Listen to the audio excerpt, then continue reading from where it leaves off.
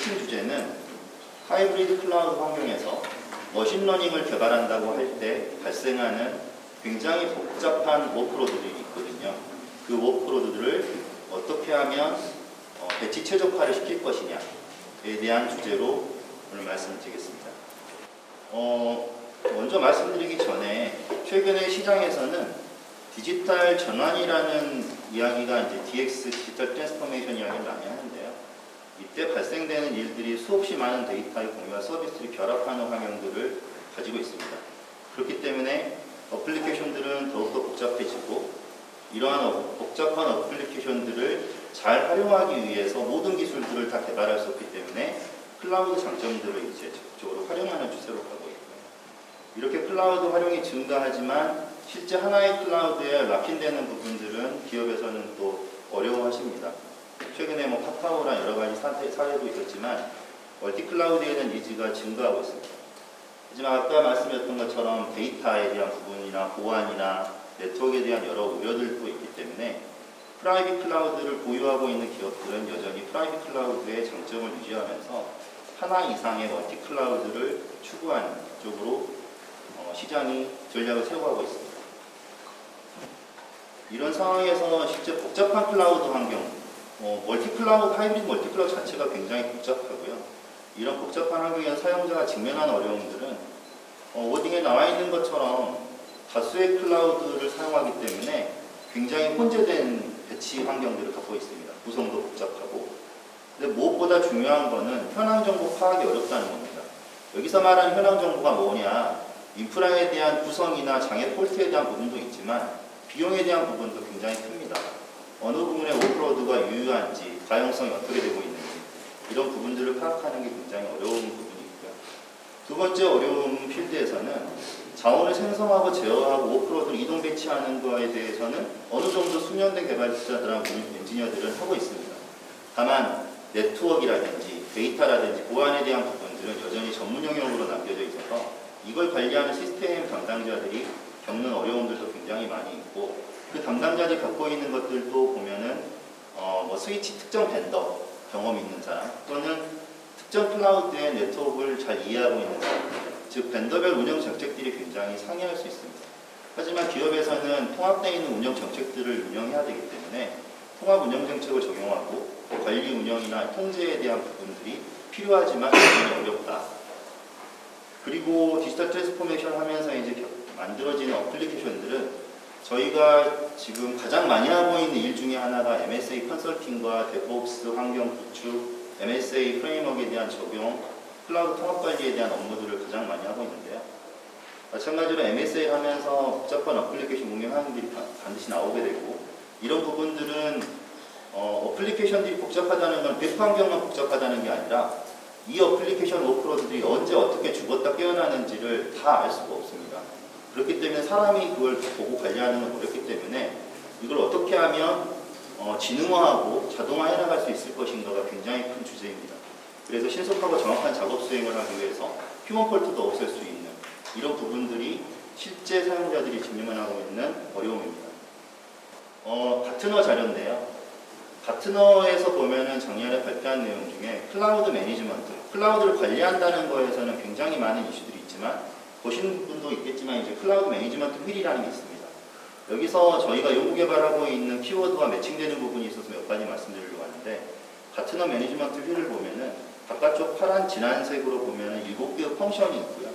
그 안쪽으로 이제 밝은 파란색으로 5개의 크로스 펑셔널 어트리뷰트라고 해서 교차 기능 속성이라고 말하는 것들이 있습니다. 핵심 연구 개발해야 될 타겟은 교차 기능에 해당되는 어트리뷰트이고요. 밖으로 나와 있는 7개의 영역은 실제 필드에 적용되는 유즈 케이스에 따라 조금씩 다를 수 있습니다.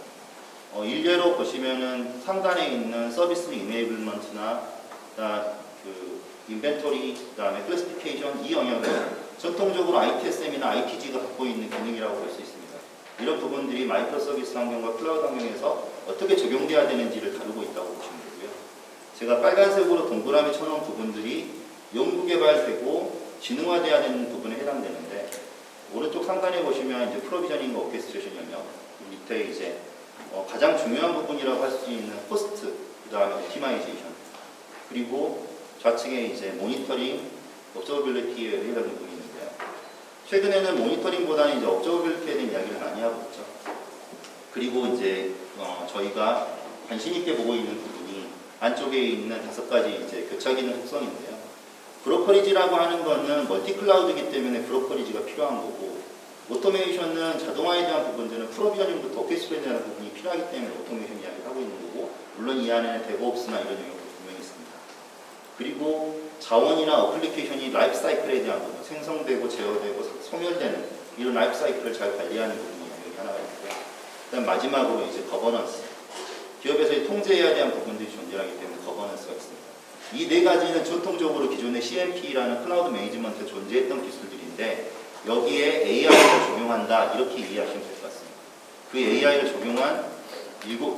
AI를 적용함으로써 만들어지는 7개의 펑션들이 옵티마이제이션 되고, 그다음에 오케스트레이션 할 수 있고, 모니터링을 넘어서 observability까지 갈 수 있다 이렇게 보시면 됩니다.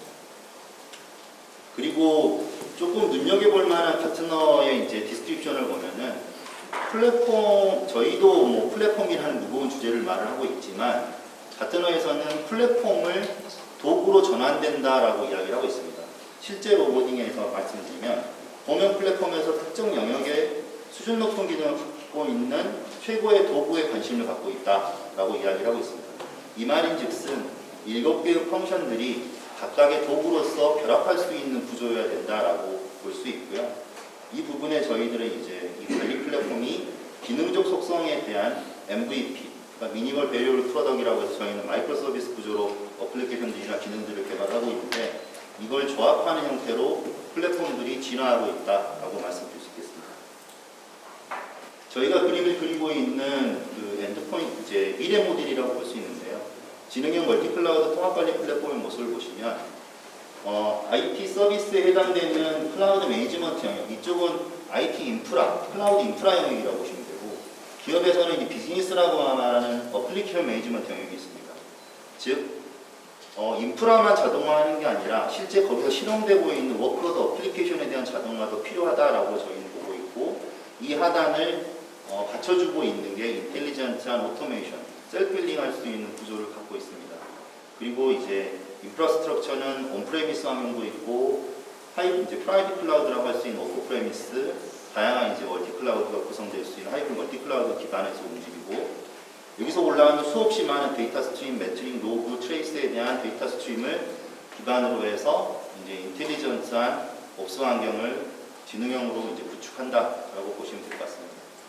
그리고 저희는 이제 기업에서 플랫폼을 개발하고 솔루션 제품을 이제 구축하는 공급 사업을 하기 때문에 거버넌스에 대한 부분을 굉장히 중요하게 보고 있습니다. 기업에 적용할 때 이제 보안 가이드를 준수하는 부분도 있지만, 개발 관리 프로세스, 개발과 플랫폼이 협업할 수 있는 프로세스를 정립을 하고, 그 위에 이제 KPI를 크게 보면 저희 4가지 정도로 포커스를 하고 있습니다. 보안 취약점이 발생할 수 있는 클라우드 구석 이탈 방지를 위한 취약점에 대한 KPI, 그다음에 장애 이벤트에 대한 부분, 이게 이제 observability에 해당되는 부분이 있죠. 성능 가용성, 그리고 예상 비용 관리, 이 모든 것들이 이제 관리 표준 KPI로 정의를 하고, 이 디파인된 KPI를 기준으로 클라우드 통합 관리가 이루어져야 된다라는 게 저희가 바라보고 있는 미래 통합 관리 플랫폼입니다.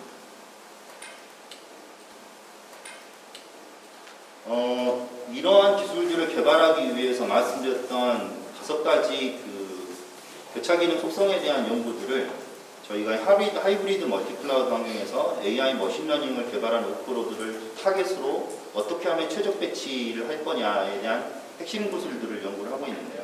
그 연구 기술에 대한 부분들을 설명을 드리겠습니다.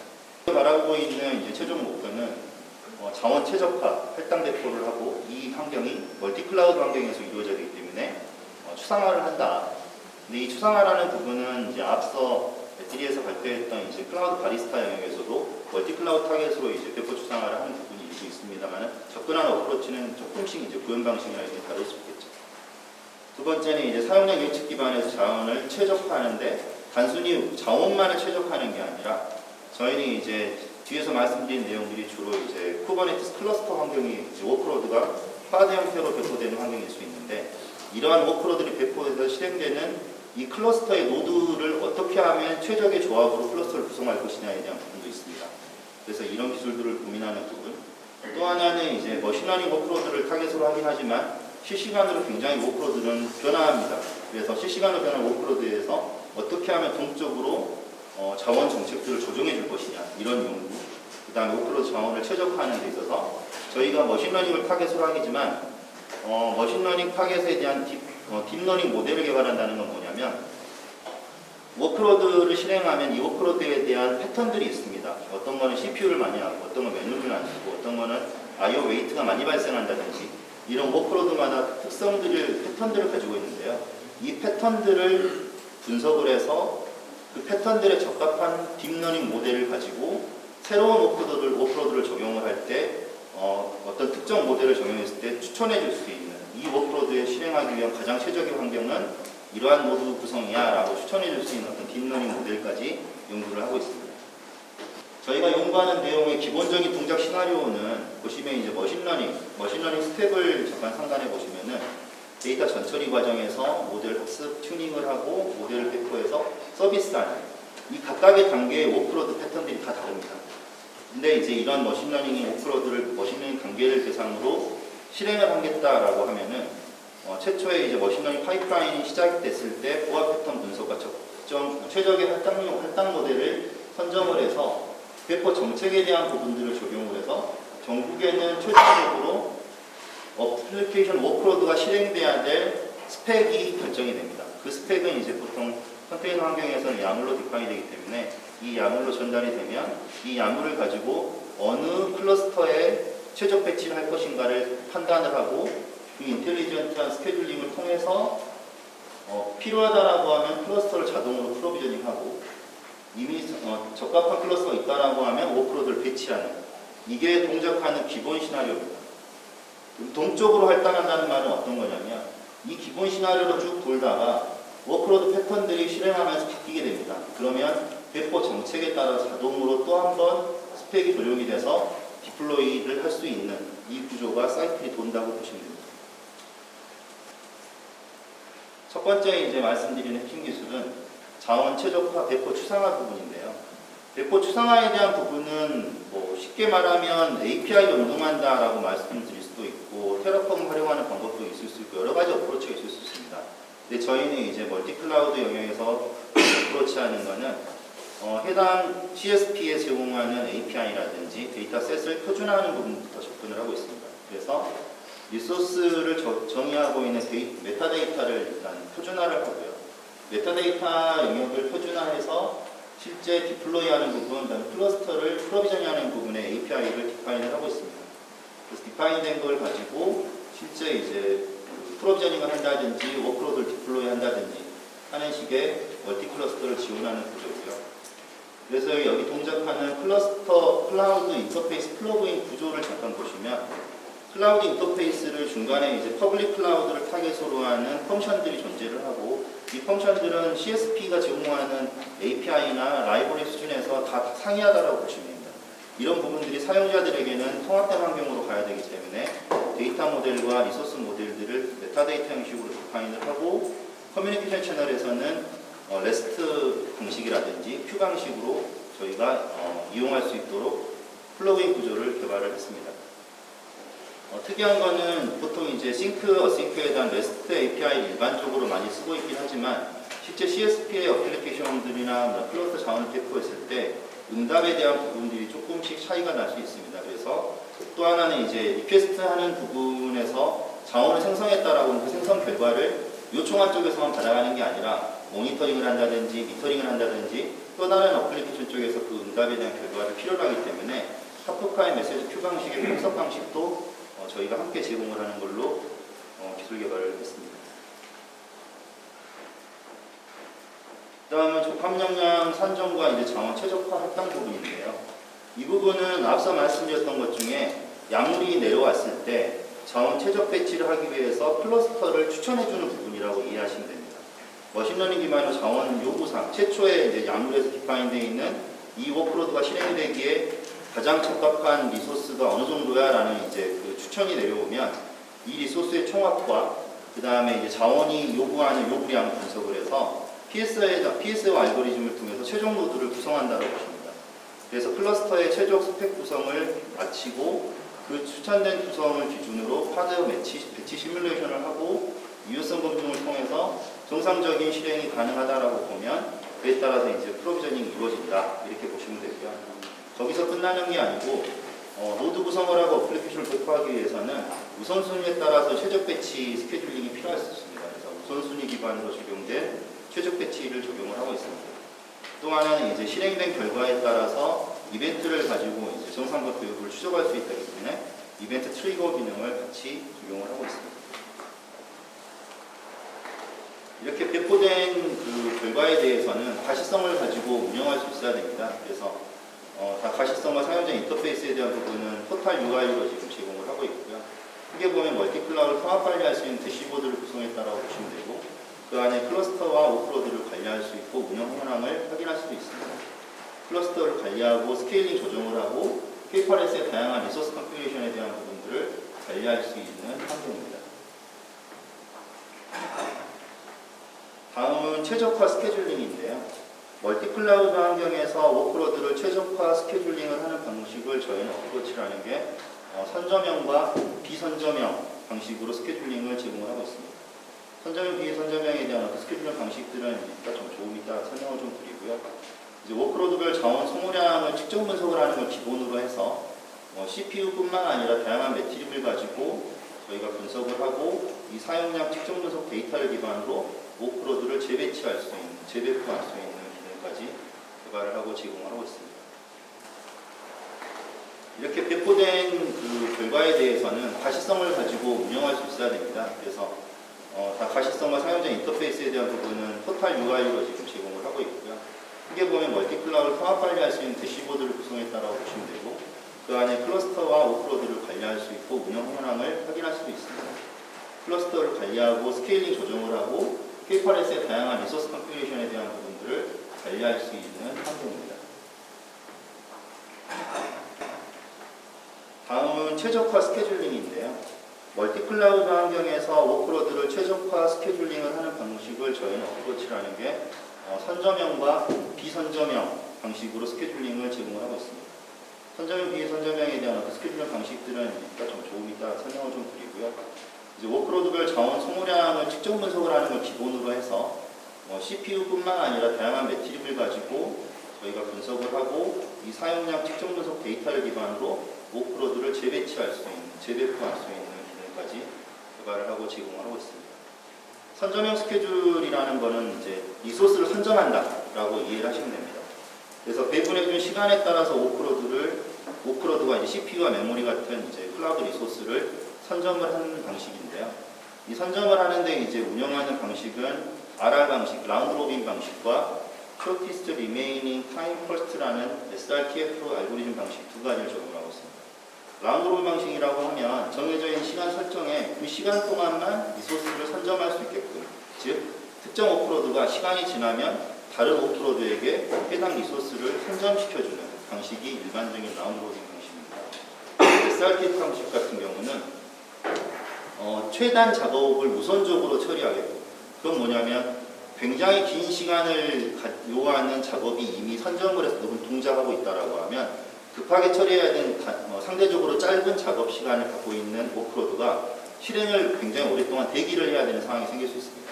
그렇기 때문에 새로 들어온 워크로드 잔류 시간이 적을 경우에는 현재 작업 중인 워크로드를 중단하고 새로 들어온 워크로드를 먼저 실행시켜주는 방식입니다.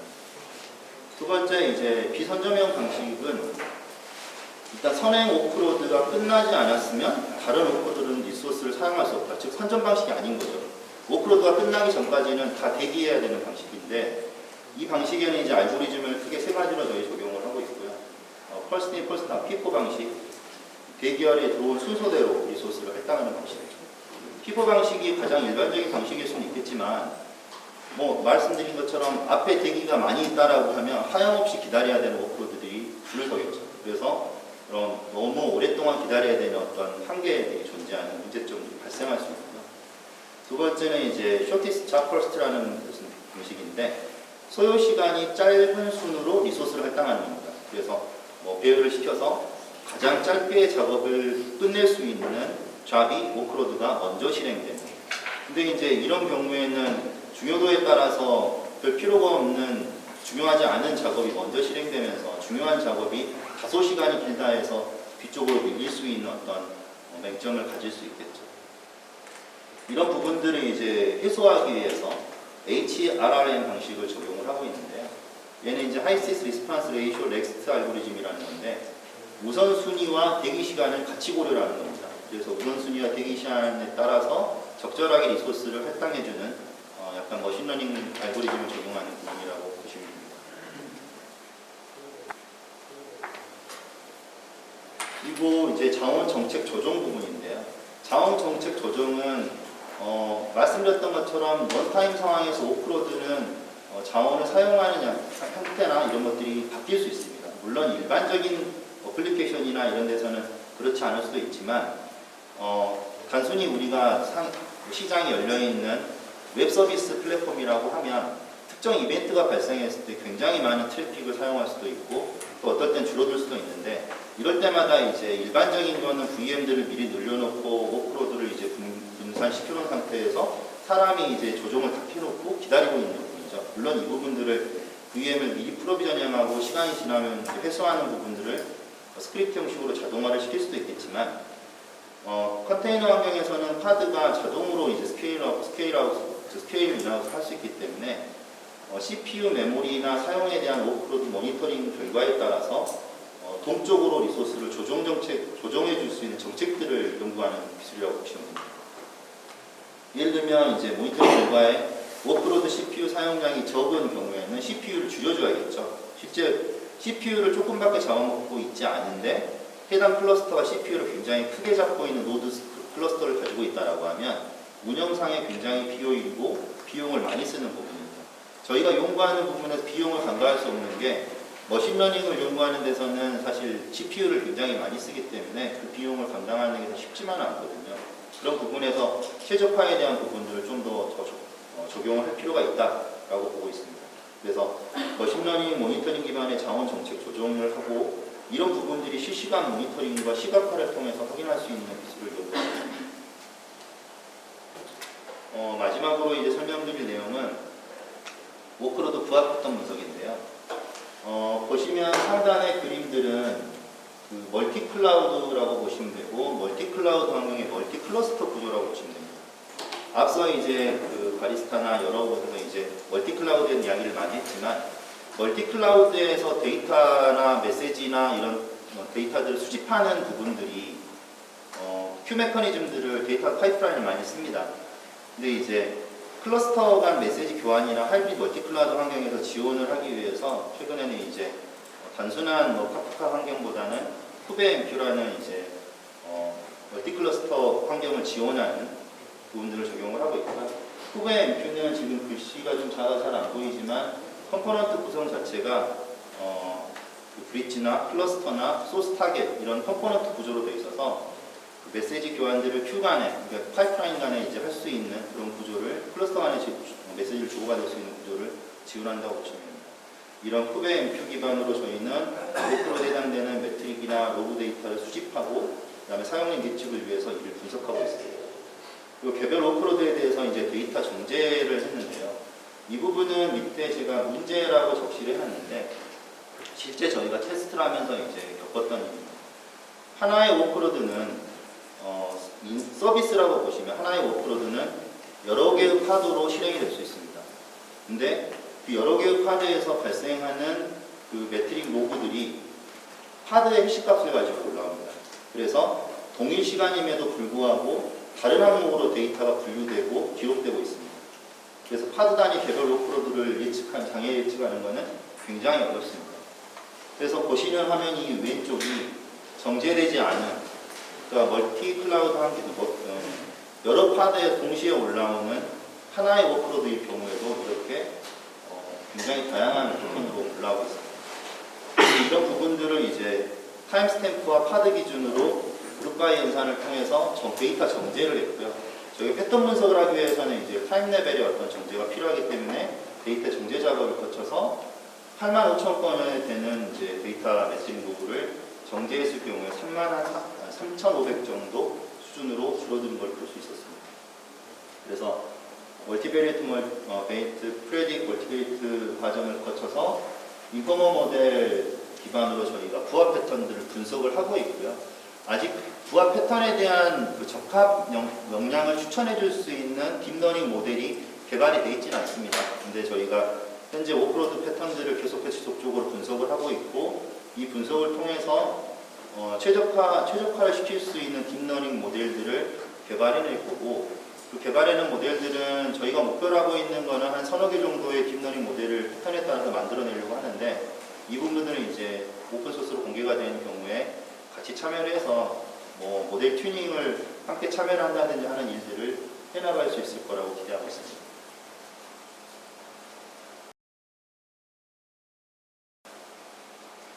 저희가 지금 연구하고 있는 핵심 기술들도 마찬가지로 공개 소프트웨어로 지금 준비를 하고 있습니다. 저희가 연구를 시작한 지 이제 한 1년 반 정도 됐다고 보시면 되는데요. 저희 아파치 2.0 라이센스로 이제 재공개 전략을 가지고 활동을 하고 있고, 공식적으로 오픈소스를 이제 그 커뮤니티 활동을 하고 있지는 않습니다. 하지만 이제 올해를 기점으로 저희가 어느 정도 완료된 소스를 공개하면서 좀 더 이제 활성화를 시키는 노력을 해나갈까 하고 있습니다.